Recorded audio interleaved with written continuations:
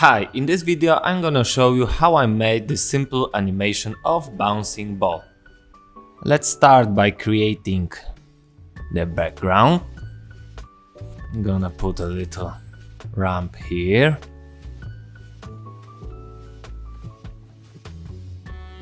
We'll lock this layer and I'm gonna show you a little trick with a bouncing ball, which we're gonna start from a rectangle. With Shift we are gonna create a square, put it right here, and with my motion tools, which I highly recommend to download this plugin, I'm gonna change the anchor point to the bottom. I'm gonna rename it as circle and add here round corners. And now we are gonna make the jump. So we are going to start with our position, just keyframe the position, make a few frames forward, the same keyframe, put the same keyframe at the end, here, and in the middle, make the jump. Okay, it's too slow. I'm gonna select all my keyframes with Alt key, I'm gonna squeeze them and make them like 1 second, and I'm gonna move my work area to make them loop here. Okay, I'm gonna a little extend this one. Okay, great. Now I'm gonna open my round corners and rise up this value just when it creates a perfect circle. So now we have something like this. The movement is not quite natural. We're gonna select all the keyframes, press F9 and open the graph editor. With opened spiff graph, we're going to double click the keyframe in the middle and lock it. Now we can rise it a little bit higher and this move on the side. You can see it's more natural right now. You can rise it up a little or rise it down to make it look.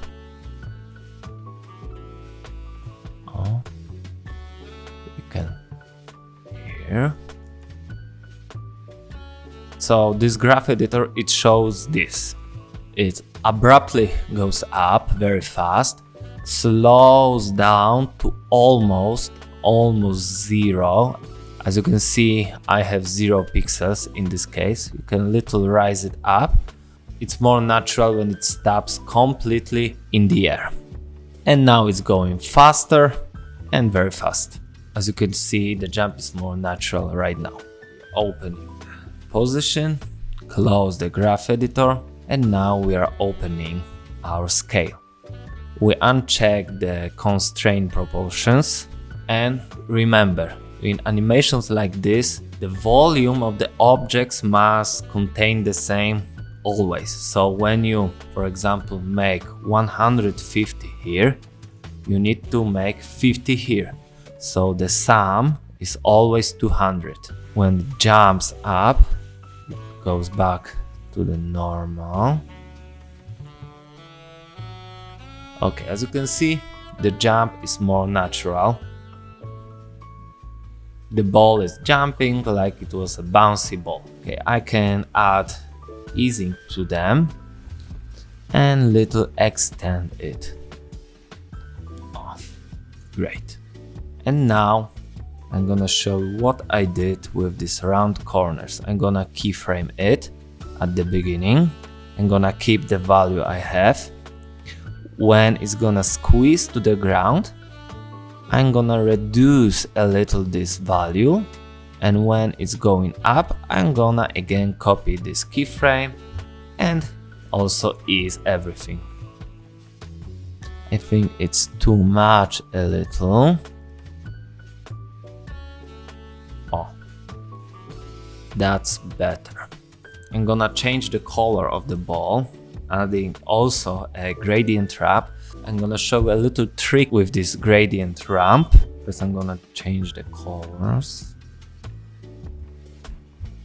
Because as you can see, end of the ramp and start of the ramp is this point. And when the ball is moving away from them, it stays here, but the ramp colors are changing because imagine there's the big ramp behind it and the ball is just pushing on it and you can see the color on the ramp. So that's why it's going to be lighter when it goes up and darker when it goes down. And now I'm gonna create my shadow. I'm gonna a little zoom in, take my ellipse tool, make a little black circle below it, push it below, name it properly. First thing I'm gonna do is to copy the scale parameters and paste it here, but after I do it I need to put my anchor point here. Okay, so what it's gonna do now is this, but it doesn't look a little natural because it goes away, so I'm going to push. I think that's great. But this shadow is too perfect. We are going to add now a Gaussian blur. Of course we're gonna keyframe the blurriness, but first we need to change the opacity to 50%. Okay, I'm gonna keyframe the blurriness at the beginning and create the shadow. Okay, now it looks more natural, better than this. Okay, I'm gonna go down. So I'm gonna keep this keyframe here and it's going up. When it's going up, you can make it more faded. It's going up here.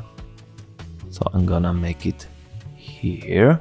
And when it's still in the air, I'm gonna open the position. Here, I'm gonna copy this keyframe. And when it goes down, I'm going to paste it and also ease it. I think it's a little too much here, so I'm gonna make it or something like that.